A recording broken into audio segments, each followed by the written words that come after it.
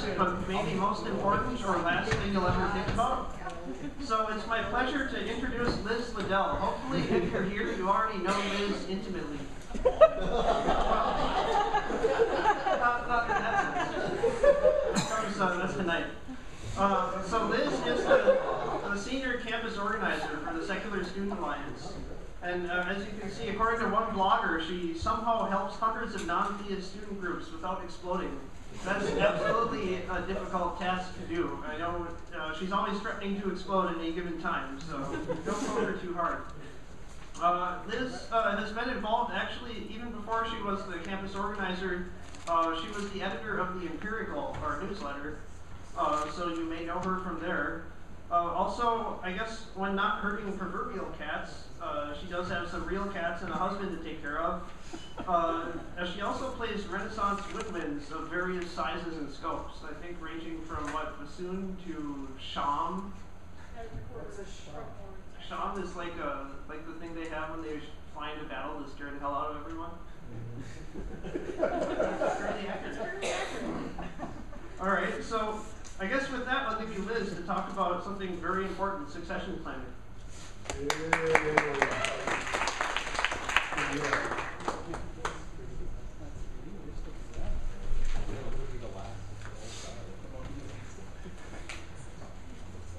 Okay, can you hear me through the microphone? Yes. Great.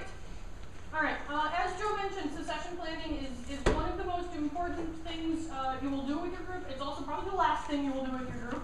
And I will ask you to give me just a half a second here to get the presentation up so you can see what I'm talking about.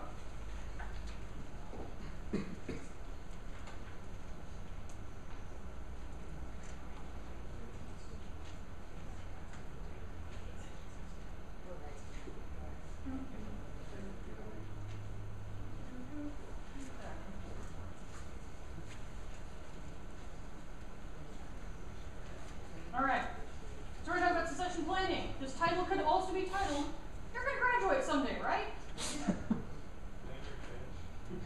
First, I'm going to give you a warning. I do use visuals because I understand that people sometimes learn visually, sometimes they learn orally, sometimes they learn best with a combination of the two. I have better things to do with my time, like helping your groups, than to put pretty pictures and special effects in here. So my PowerPoint slides are boring as all get out. So listen to me, that's not going to be really very exciting to look at. Okay, so your group probably holds elections. In most universities required to be democratically run, yada, yada, yada. And sometimes I get the question, well, we hold elections. I have, a new president's going to get elected. What more do we need to do? You probably all know, I do a survey of our groups every spring and every fall, asking, hey, are you still there? How's it going? Tell me about yourselves. And that's when I find out when most of our the groups that have died, that's when I find out that they have died, because I will send out this survey and I won't be able to get in touch with them. I'll track somebody down and he said, oh yeah, the group's not around anymore. And this is the number one reason, because they graduated, or the leaders got busy, and there was nobody there to run the group. Either they had no leaders to take over, so the leaders graduated and nobody ran for office. They got somebody new to be elected, but they didn't have really the interest or the dedication. They said, oh, you know what?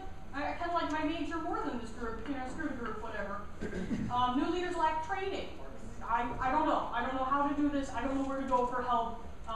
It's too hard, I give up. Or new leaders are overburdened. We'll get into this a little bit more later, but ideally the people running your group should be juniors, not seniors. Senior year comes with a lot of extra challenges.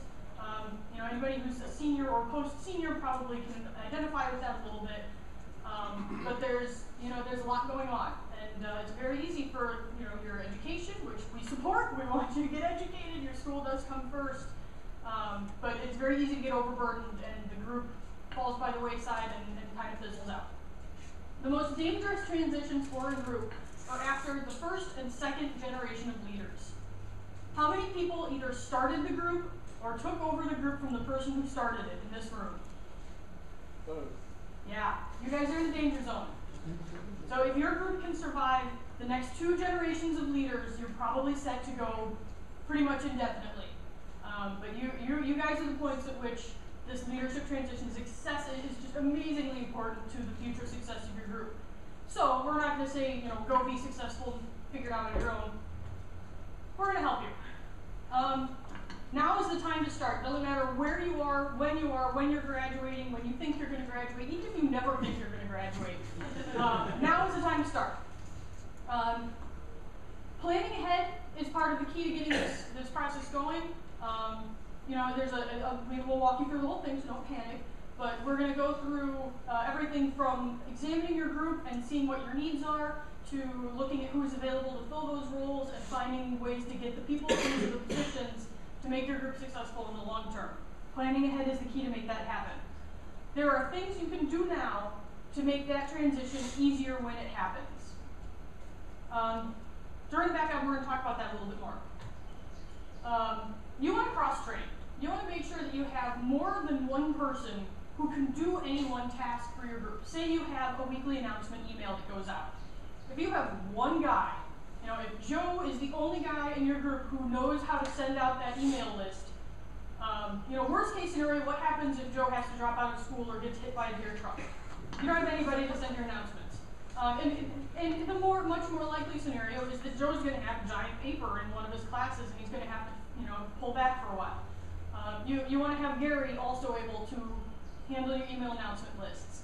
And you want to spread that out to everything your group does. You have people who are liaisons to a student activities board for your university or school. If you have students who work primarily with funding, students who update the website or your Facebook page, any of these things, you should have more than one person in your group doing it. That's just, you want that layer of protection in case something happens to that first person, and so that as the leadership changes, you've got multiple people who know how to get things done. The second thing we have up here is preserve your core values. Ideally, when your group got formed, you had some people who sat down and wrote down what they wanted the group to do, why it was there. Those are the things you want to preserve. You want to have those documented, and you want to make sure your group is aware of them, and that as you have new leaders coming in, those core values of your group are being preserved. I say document everything. I realize that's not realistic. You need to document your basics, such as your passwords, so that if your leader gets hit by a bus, somebody can can log in and send the email announcements. And then complicated things, the two ends of the spectrum. If your university has an insanely complicated funding application process that you have to get completed a year in advance, you want to know that. You want to have that written down so that your new leaders have that material when they get into that position. There's a lot of stuff in the middle there that if you don't have time to write down, okay, here's how we run our meetings, someone can get by without it. If you can document, it's better. If you're pressed for time, or if you're, if life gets in the way, those middle things are the ones that you want to leave out. Basics and really complicated are the ones you need to document. Last but not least, diversify your leadership. One of the biggest things we like to push for is leaders from different classes. So you have a couple sophomores and a couple juniors who are doing the core leading of the group. That way you don't have, 5 seniors who are on your council for your group, and then, oh look, they all graduate once and nobody knows what's going on. If you have different classes, then you have a little bit of rollover and some experience that hangs around for more than 1 year. It's also really good to get different viewpoints represented in your executive council, and to get different genders. One of the things we hear a lot is that we don't see a lot of diversity in our groups. We tend to be a lot of white guys. And I have students come to me and say, all I have at my meetings are white guys. How do I get girls? How do I get minorities in my group? And one of the biggest answers to that is to get those people involved personally and get them involved in leadership roles. We see this in on-campus groups that are run by women have much higher percentages of women in their groups. And we see it in off-campus groups. Groups that are run by women have more women. Groups that are run by younger people have more younger people in them. So your leadership is going to draw people like themselves. So get your leadership diversified and you'll see diversity in your group. You want that with viewpoints too. It's absolutely okay to have a militant, anti-religious atheist on your executive council, but you also want to have someone with a warm, we should be cooperative, we need to respect other people, the fuzzy humanist type, because they'll balance each other out, and you'll make sure that your group is appealing to a broad group of everybody who wants to be involved. I mean, Let's face it, how many people are on a campus where there's more than one SSA affiliate group? Yeah, I have 3 campuses with more than one group, and none of you are here. So, like, that's what it is. You have to appeal to anybody who feels that they're a secular demographic, because you're all they've got. So, succession planning in action. This is sort of the rough draft of what you as a leader are going to do to make sure that your group can live on without you. You're going to identify your key roles. That means you need to find out what needs to happen for your group to live on. You probably need to have a president, a treasurer, a secretary, and your school might require things like an embassy to the Student Activities Board, or if you're involved in an interfaith council, you might need to have a representative on the interfaith council. Your group may have a media relations person. Our groups are getting more and more media coverage. It's definitely a role you might want to consider. Your group might have a web coordinator. They might have a social events coordinator. At the same time, if your group isn't that big, you might realize, we have 18 officer positions, but we don't have people to fill them all. Okay, what do we need? What are the roles that we can't live without? What do we have to have to make this group survive? Okay, you know what? Maybe we have to let go of the social events coordinator, and that we can do this with the other officers we have. And that's, I can't tell you what officers you need, because it really does depend on your group. The second thing you want to do is survey the current situation. Take a look at your membership. Take a look at the leaders you have and the volunteers and the enthusiastic members you have who might be interested in taking on a leadership role. It may turn out that you don't have as many interested people as you have officer positions. It means you need to go back to the first one and see how you can make your key roles work with the current situation that you have. Once you have taken a survey of your current situation, you are going to go to those people directly. I'm on all of your announcement lists. So I see people send out an email that says, hey, we're going to have elections this week. Anyone who's interested in running, contact me. Which is great, because that's a way to get people to come forward if they're interested, and you may not realize they're interested. But if you see someone, if you say, hey, you know what, David is really good at this, I want him in a leadership role, walk up to David and say, hey, David, you are really good at working with people. Have you thought about running for an officer position in this group? Email works, face-to-face is better if you can do it. Once you have those people that you've picked out, and actually there's a note here, this is not necessarily after your elections. Your elections may not have happened yet. Your elections might be months ahead. It's absolutely okay to have people in mind and sort of prime them for the roles that they would be good at, encourage them to run for those positions. Somewhere near your elections may happen. They may not happen yet. They may have already happened, but you need to nurture and train those new people. If you've got, once you've identified your leader, you've talked them into running for the role, or they have been elected to the role, you can't just abandon them. You need to be there for them. You need to share with them documentation, show them how to get funding from the university.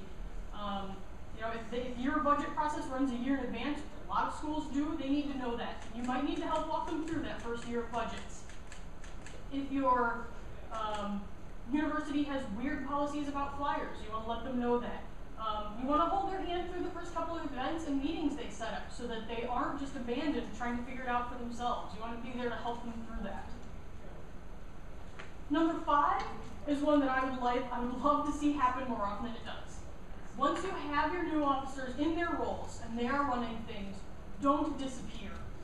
Be there to support them. Even if you graduate and you're in a different state in grad school, make sure they have your contact information and make sure that you are available to them if they need help. They email you and say, I've never seen this form before, have you seen it?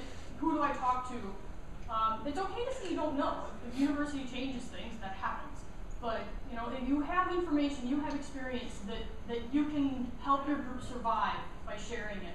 So make sure that you're available to the new leaders, that you're still supporting them, even when they're running things. You can phase that support out over over a few months, over the next school year, but don't just drop them off cold. And then 6, rinse and repeat. This is a living process. You're going to do this every year. And a huge part of it is to get in touch with the new leaders and make sure that they know what they need to be doing. And especially as far as the succession planning. Okay, so here's what we did to prime you for this role. Make sure you do it for the next people who follow you. Set up a pattern of succession planning so that everyone in the process knows what they're doing and how to pass it on to the next generation. Awesome. This is where I realized that I have more detailed slides that I didn't use. So here's what I just talked about. Look back. There's a note here. Sometimes you need to draw on people from outside your group for leadership positions. Sometimes you really need to grow your membership to have the leaders you need. That's okay. Get out there and do some advertising. It's good for your group. And we'll talk a little bit more about growing your group in a couple minutes.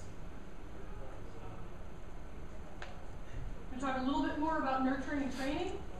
Sometimes your university offers training for your officers. This is awesome. Take advantage of it. There's nobody who can show your officers how to use university resources better than the university. So if your university or school offers this, take advantage of it. Another one that people miss is talk to your group about the Secular Student Alliance. Tell them we're here. Make sure they know what we have to offer, and make sure they know that what we've done for you in the past, so that they know, so that they're coming into a relationship that they understand. I work with a lot of group leaders. But it is really great if you can say, hey Liz, we just had elections. Jeff is our new president. He's going to be taking over the next few months. I just wanted to put you in touch so that you knew that this has happened. That's very helpful for me because that helps me make sure I'm in touch with the current leaders of your group. And it's really helpful for Jeff because that way Jeff knows that we're here to support him and that he knows he can come to us if he needs help or if he needs resources and that he's in touch and knows what resources and services are available to him. We do try to say give a year's overlap. This again comes back to the fact that we encourage your leaders to be juniors, not seniors. Because the other thing that happens there is that as your group's president, who might be a junior, transitions out of that role, he'll graduate and become a senior. He'll get a new junior into that role, but that senior is still available for the full year to help mentor and offer support while he's still on campus. He may not have as much time, may not be able to run the group the way he would have, but he's there to help, and that's important. Alumni also help. Alumni interest can really make a big difference for your group. There's nothing like one of the first generations of members of a group coming back to campus and saying, hey, what happened to this group that I was in? It was really cool. Come on guys, let's pull you back up here. Let you be awesome again. Sorry, my mic is wandering off.